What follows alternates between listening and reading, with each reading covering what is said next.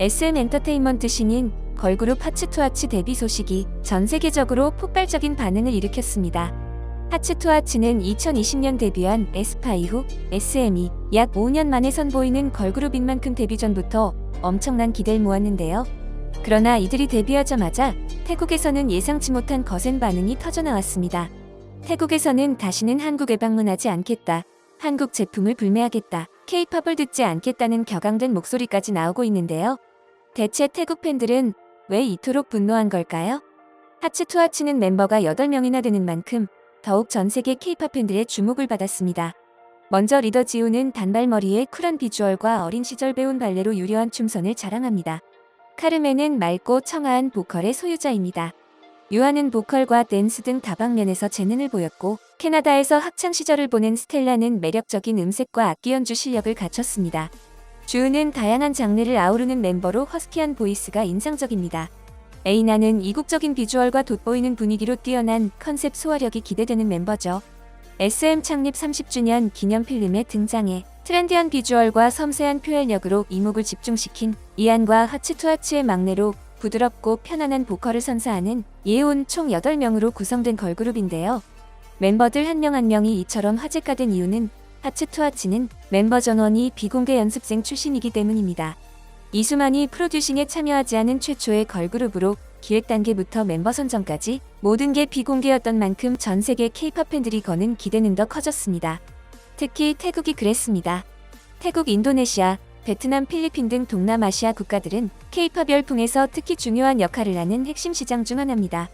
이들 국가에서는 K-팝 그룹들의 공연 티켓이 순식간에 매진될 정도로 높은 인기를 자랑하며 각종 굿즈 판매도 활발하게 이루어지고 있습니다. 또한 유튜브 조회수나 SNS 챌린지 참여율 역시 압도적으로 높아 글로벌 K-팝 시장에서 동남아 팬들의 영향력은 절대 무시할 수 없는 수준임이 분명합니다.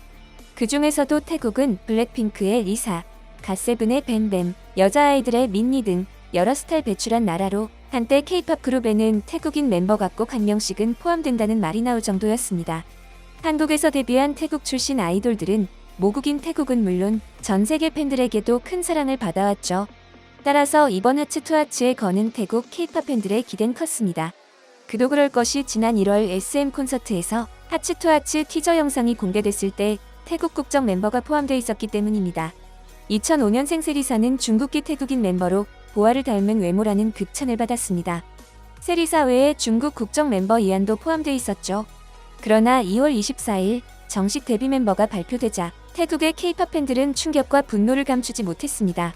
총 8명의 멤버 중 7명이 한국인이었고 유일한 외국인 멤버는 태국인이 아닌 인도네시아 출신이었기 때문입니다. 이에 태국 팬들은 우릴 기만했다며 거세게 반발했고 SNS에서는 SM을 향한 비난이 폭발적으로 쏟아지고 있습니다. 그렇다면 데뷔 한 달 전까지 멤버 구성을 고민하다가 결국 변경된 것일까요? 한국 엔터계의 입장은 단호해 보입니다. 일각에서는 한국 기획사들이 점점 중국은 물론 태국 출신 아이돌을 배제하는 방향으로 가고 있다는 분석이 나오고 있습니다. 기획사가 막대한 비용과 시간을 들여 태국 출신 연습생을 육성해 데뷔까지 시켰지만 정작 그 멤버가 어느 순간 자신의 위치에서 K-팝을 배제하려는 태도를 보인다면 이는 소속사 입장에서도 곤란할 수밖에 없습니다. 최근 블랙핑크가 솔로 활동에 나서면서 리사의 행보는 많은 K-팝 팬들에게 실망감을 안겼습니다. 해외 매체에서는 리사의 솔로곡에 대해 K-팝 여성 솔로 가수로서 큰 성과라고 보도했지만 리사의 뮤직비디오는 전혀 그렇지 않았습니다. 배경 의상 소품 그 무엇 하나 빠짐없이 모두 태국을 홍보하고 K-팝을 부정하는 모습이었죠.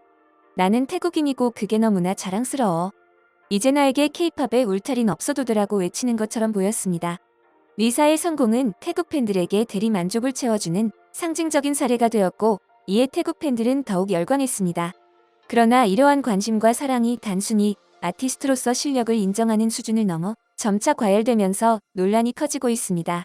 태국 팬들은 리사 한 명을 숭배하기 위해 다른 아티스트들을 과소평가하거나 노골적으로 폄하하는 모습을 보이고 있으며 그 대상이 같은 블랙핑크 멤버들이라고 해도 예외가 아닙니다.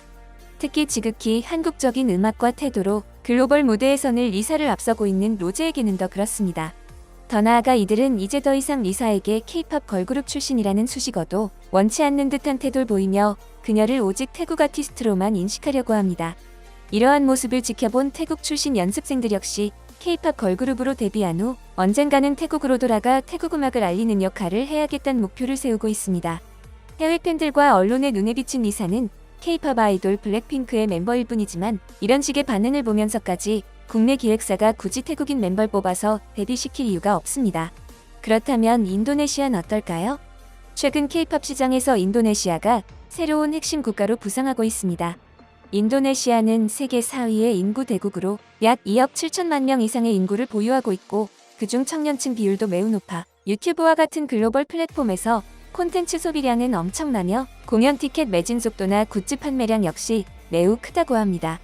게다가 인도네시아 젊은 세대들은 K-드라마, K-푸드, K-뷰티 등 전반적인 한국 문화에 대한 애정도 매우 깊죠. 이러한 흐름 속에서 인도네시아 출신 연습생들에게 기회가 늘어나는 것은 자연스러운 변화로 보입니다. 그동안 태국 팬들은 리사를 선두로 앞으로 K-팝 그룹의 동남아 멤버는 태국이 이끌어갈 것이라 믿었습니다. 하지만 이번 하츠투하츠의 사를 보면 태국 팬들은 불안감을 감출 수가 없게 되었는데요. 하츠투하츠 데뷔 영상에 태국 네티즌들은 이제 K-팝 그룹에서 태국 멤버가 아예 사라지는 것 아니냐. 리사 같은 세계적인 스타를 배출한 태국을 한국이 쉽게 손절하긴 어려울 것이다. 태국이 반한 감정을 빨리 정리하고 다시 한류와 협력해야 합니다. 그렇지 않다면 태국인 연습생들이 K-팝 그룹으로 데뷔할 기회를 영영 잃게 될지도 모릅니다라고 걱정하기도 합니다. 대신 태국의 사례를 지켜본 인도네시아 팬들은 적극적입니다. 이들은 한국에 대해 진심으로 감사하며 인도네시아 현지에서는 이미 거대 팬덤이 생겨났고 벌써부터 탄탄한 결집력을 보이고 있습니다. 중국과 태국 멤버를 배제하고 인도네시아 출신 카르멘을 영입한 이번 결정이 앞으로 K-팝 시장에 어떤 변화를 불러올지 관심이 집중되는 가운데 얼마 전 공개된 한 의문의 영상이 국내외로 큰 충격을 안겨주었습니다. 이 영상에 등장하는 주인공은 양쪽 엄지손가락이 절단된 상태로 보입니다. 또한 식사를 하기 위한 숟가락조차 쥐기 힘들어 보이며 여러모로 일상생활이 불가능해 보이죠. 뿐만이 아닙니다. 그의 주거 환경 또한 심각했는데요. 곰팡이로 가득한 천장, 빈번히 출몰하는 쥐를 막기 위한 쥐덫, 한겨울 바람이 그대로 들어오는 창호지 문까지 더욱 안타까운 건 이 참혹한 삶을 사는 그가 70여 년 전 대한민국의 자유를 위해 전장에 뛰어든 6.25 참전용사란 사실입니다. 그는 정전 후 불의의 사고로 양쪽 손가락을 잃고 그로 인해 생계 유지가 어려워 생활고에 시달려왔으며 현재는 90대 중반의 나이로 모든 것이 버거운 상황이었습니다. 이 안타까운 사연은 얼마 전 국내 한 기업을 통해 세상에 알려지게 되었습니다. 6.25 참전용사 후원기업 인프레쉬. 이곳은 해당 참전용사가 평생을 소망해온 의수를 지원하고 그의 열악한 주거 환경 개선을 약속했습니다. 그리고 최근 그의 손이 되어줄 의수 제작 과정을 공개하였죠. 참전용사는 평생의 소망이 이루어진다는 설레임에 눈물을 감추지 못했는데요.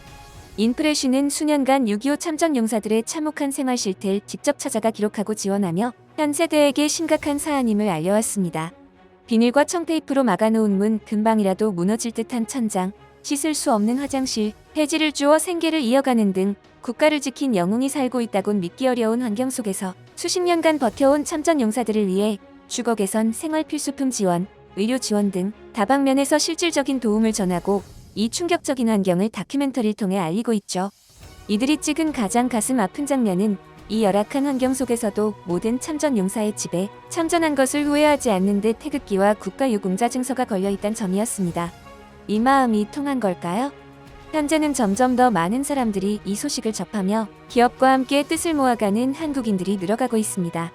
그리고 이 행보가 국내를 넘어 해외 참전국까지 확대되고 있고 외신들은 이 같은 활동을 조명하며 이 기업에 이런 질문을 던집니다. 대단합니다. 작은 사기업이 이렇게까지 하는 이유가 무엇인가요? 이에 이 기업이 남긴 답변은 단 하나, 한국인으로서 당연히 해야 할 일입니다. 외신들은 이 답변을 대대적으로 보도했고 더불어 인프레쉬와 함께하는 수많은 한국인의 이야기를 전하며 감탄을 표했습니다. 김성훈, 유미영, 박동진, 조영선 등 이름만 보면 평범한 대한민국 국민들이지만 그들은 6.25 참전용사에게 보답하고자 자발적으로 이 기업과 함께 뜻을 나누고 있습니다. 그리고 그 수는 어느새 수천 명이 되었죠. 인프레쉬는 특별한 굿즈를 통해 후원 창구를 열었습니다.